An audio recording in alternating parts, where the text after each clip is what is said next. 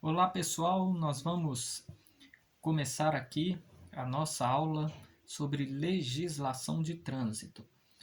O tema que nós vamos abordar foi o tema da aula anterior, onde nós estávamos conhecendo, os órgãos e as entidades que compõem o Sistema Nacional de Trânsito. Ficou faltando para nós, então, conversar sobre o órgão recursal, que é a JARI, a Junta Administrativa de Recursos de Infrações. Quais são as competências dessa JARI, Bom, a JARI ela vai julgar os recursos que são interpostos pelos infratores ou pelos supostos infratores, A função da JARI é corrigir os eventuais erros, ou até abusos cometidos pelos agentes e também pelas autoridades de trânsito. Bom, os agentes de trânsito e as autoridades de trânsito, eles podem cometer erros? Podem sim, pois eles são seres humanos, E nós, como seres humanos, não somos perfeitos, então nós cometemos erros. De repente, uma pessoa recebe uma notificação de infração de trânsito na residência dela, e quando a pessoa pega essa notificação e começa a avaliar, o que está ali dentro, a pessoa vê que aquilo não condiz com a realidade, ou seja, o cidadão vira para ele mesmo e fala: ué, mas eu não cometi esse tipo de infração, eu não lembro de ter feito isso.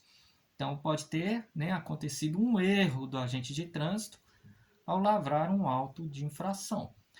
Ou pode ser abusos também, porque infelizmente existem relatos de pessoas, que alegam ter recebido em suas casas notificações de trânsito falando que ele cometeu tal infração, e segundo essas pessoas, foi um agente de trânsito que agiu com má fé, que abusou de certa forma da autoridade que ele tem ali no momento daquela fiscalização.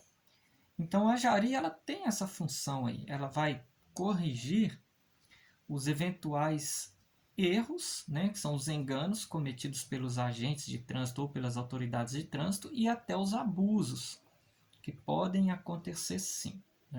E para isso a JARI vai julgar em cima do fato que você apresentar até a ela, alegando ali a sua defesa. O reclamante, então, o suposto infrator, o que ele tem que fazer? Bom, você recebe na sua residência uma notificação de trânsito. Você tem que procurar a JARI para você recorrer do seu direito enquanto está na vigência desta notificação de trânsito. Depois que você recebe a notificação de trânsito, um tempo depois, suponhamos aí um mês depois, chega em sua residência a multa de trânsito. Quando chegar a multa, aí não adianta você procurar a JARI mais não, porque aí você vai ser sim responsabilizado pelaquela infração que foi apresentada a você no ato da notificação. Você tendo cometido a infração ou não. Chegou a multa, já vai ter pontuação no seu prontuário e já vai ter um valor financeiro, para você pagar da multa. Então você tem que procurar a JARI enquanto está na vigência da notificação, ok? Então o que acontece? Você vai lá, apresenta a sua versão lá na JARI, e aquela autoridade da JARI, ele vai começar todo um processo para avaliar aquela situação. Eles vão tentar chegar num consenso, se você realmente está falando a verdade ou se você está falando a mentira. O fato é que a JARI, ela tem um prazo para poder julgar aquele recurso apresentado até eles pelo suposto infrator. Esse prazo é de 30 dias, ok? Decorridos esses 30 dias, dentro desses 30 dias aí, não cabe recurso suspensivo, ou seja, não vai existir nenhum recurso suspensivo nenhum efeito suspensivo, né, melhor dizendo, dentro desses 30 dias. O único que pode chegar lá e pedir para suspender o caso é o próprio reclamante, tá? Então, dentro desses 30 dias aí, não existe efeito suspensivo, ninguém suspende o caso, a não ser você mesmo, ok? Então, a Jari, ela tem esses 30 dias aí, né, para poder julgar aquela situação. Agora, se por algum motivo de força maior, ou a Jari realmente não conseguiu chegar no consenso, né? Ela realmente, o pessoal da Jari lá, a autoridade, aqueles que vão analisar o caso, não sabem dizer se aquele suposto infrator cometeu a infração ou não, né?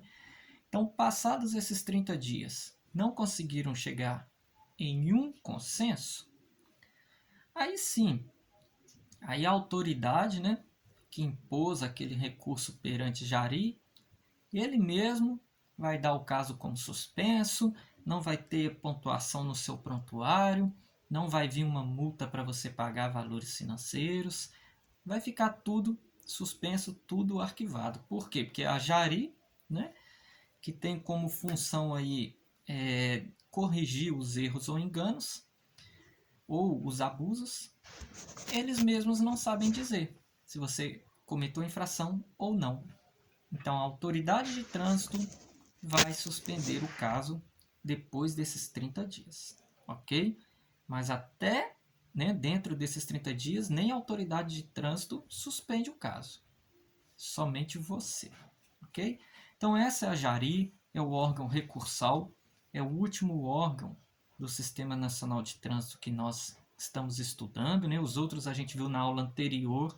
Quem não assistiu a aula anterior, assista para conhecer, né, os outros órgãos. Tem muitos órgãos, tem os fiscalizadores, tem os executivos, tem os normativos. Então, esse é o órgão recursal, que é a Junta Administrativa de Recursos de Infrações, que é a JARI. Agora nós vamos falar um pouco sobre o processo de habilitação. O processo de habilitação, creio que seja, né, o que vocês estão fazendo. Pessoas que vão tirar a sua primeira habilitação passam por esse processo. Por que eu creio que seja o que vocês estão fazendo? Porque vocês estão assistindo videoaulas, né, para poder fazer uma prova de legislação. Mas também pode acontecer de pessoas que estejam assistindo a essas videoaulas que já têm carteira de habilitação. De repente ele está assistindo às videoaulas porque ele vai fazer uma prova, né, de um curso de reciclagem.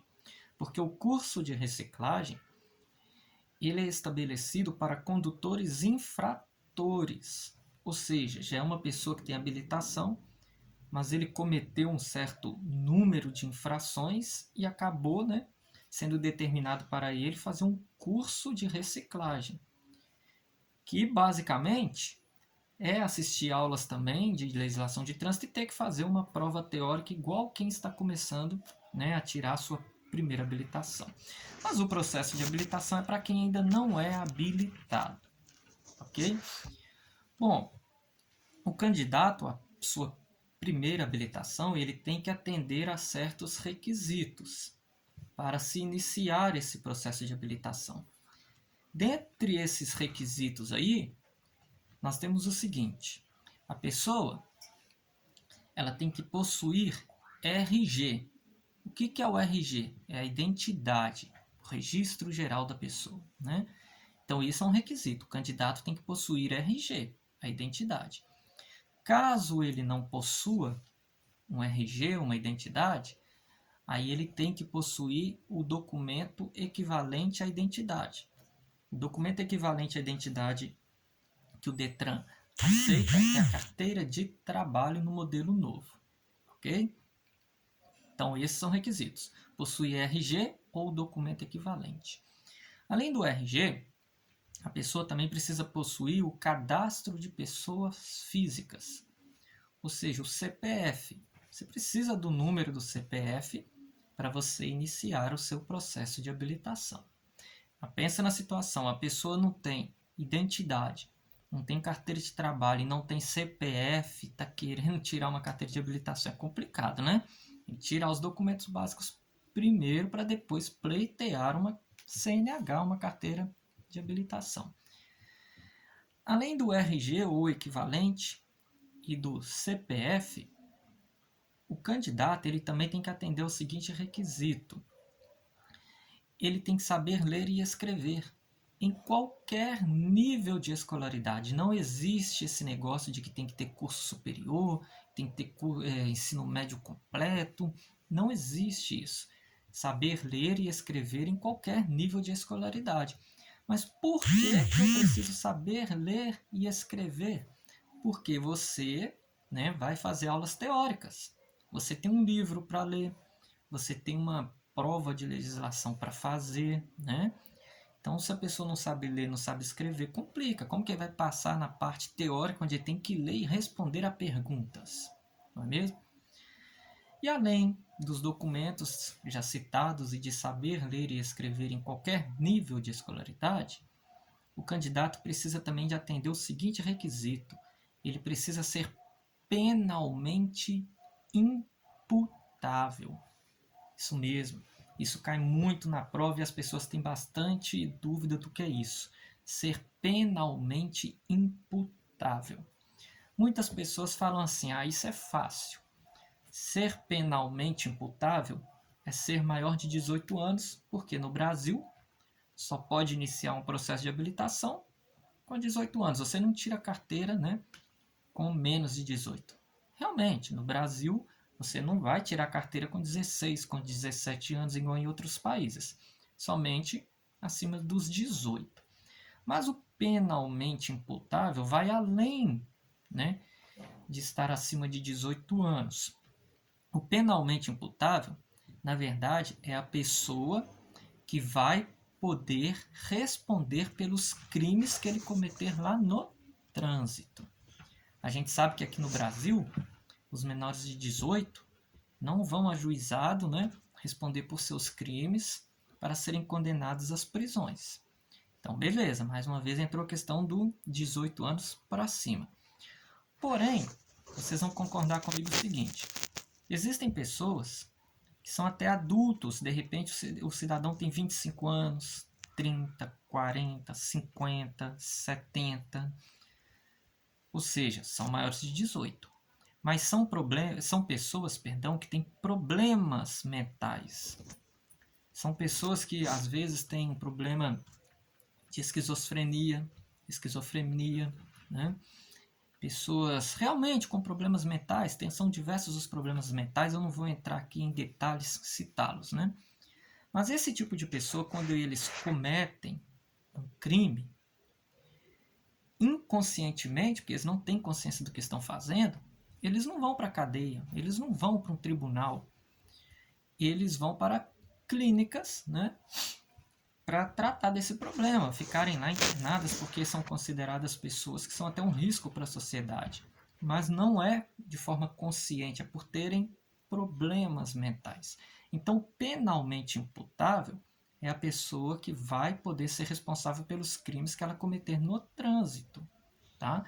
E para ele ser responsabilizado, ele tem que ser uma pessoa consciente do que ele faz, dos atos dele. Não pode ser uma pessoa que tem problemas mentais, não é mesmo? Então não é só ter 18 anos. Tem que ter 18 anos para cima, mas também tem que ser consciente. Isso é ser penalmente imputável. Ok, pessoal? Se atender, né, atendendo a todos esses requisitos, possuindo os documentos necessários, a escolaridade sem exigência de nível nenhum, e a pessoa sendo penalmente imputável, aí beleza. A pessoa, né, ele pode procurar um CFC, Centro de Formação de Condutores, que são as autoescolas, ou essa pessoa pode procurar o próprio órgão executivo do estado onde ela mora, que no caso é o Detran. Muitas pessoas abrem sua pauta diretamente no Detran e depois procuram uma autoescola. Outros já vão direto na autoescola de sua preferência e já resolve com o pessoal lá e o pessoal abre a pauta para eles, né? Mas então, atendendo a todos esses requisitos, o próprio candidato vai dar início à pauta dele, né? Diretamente no CFC ou indo diretamente no órgão executivo de trânsito da região onde ele mora, o DETRAN ou a CIRETRAN. Ok? Bom, o fato é que você indo num CFC abrir sua pauta, ou no órgão executivo de trânsito da sua região, lá você vai dar várias informações, né? Você vai passar para o número do seu CPF, eles vão pegar o número do seu RG, eles vão pegar comprovante de endereço, número de telefone, nome de pai, de mãe, estado, até estado civil eles pegam, né? São várias informações. E essas informações que você passar para quem estiver, né, para o funcionário que estiver abrindo a sua pauta, elas vão ser, como que eu posso dizer para vocês, elas vão ficar cadastradas no RENASH, ou também é conhecido como RENAC, que é o Registro Nacional de Carteira de Habilitação. Todas as informações que você passar serão cadastradas nesse RENASH aí, tá? Registro Nacional de Carteira de Habilitação. Esse RENASH, por sua vez, ele vai dar origem a BINCO. Mas o que é a BINCO? Bom, a BINCO é a Base Índice Nacional de Condutores e ela é utilizada como fonte de informação para o Sistema de Registro Nacional de Carteiras de Habilitação, que é esse próprio RENASH, tá? Então, esse RENASH dá origem à BINCO, que vai ser utilizada como essa fonte de informação aí para o próprio RENASH. E além de dar origem a essa BINCO, a essa Base Índice Nacional de Condutores, o RENASH ele é que vai dar futuramente a ordem para imprimir a sua PPD. O que é a PPD? PPD é a permissão para dirigir, que muita gente conhece como carteira provisória. É aquela que antecede a Carteira Nacional de Habilitação. É a PPD. Então, o próprio RENASH dá a ordem para imprimir a sua PPD quando, né, obviamente, você passar por todas as etapas, legislação que vocês estão fazendo, exames de direção e forem aprovados. Aí, na hora que o sistema informatizado receber as informações de que você foi aprovado em todas as etapas, o RENASH vai dar a ordem para imprimir a sua permissão para dirigir, que é a provisória, que antecede a CNH. Mas isso é assunto para a próxima aula. Então, na próxima aula nós vamos seguir, né, falando aí sobre exames, cursos necessários também para você tirar essa sua PPD, que é a sua permissão para dirigir, e vamos entrar mais nesse assunto, ok? Estudem bastante e até a próxima.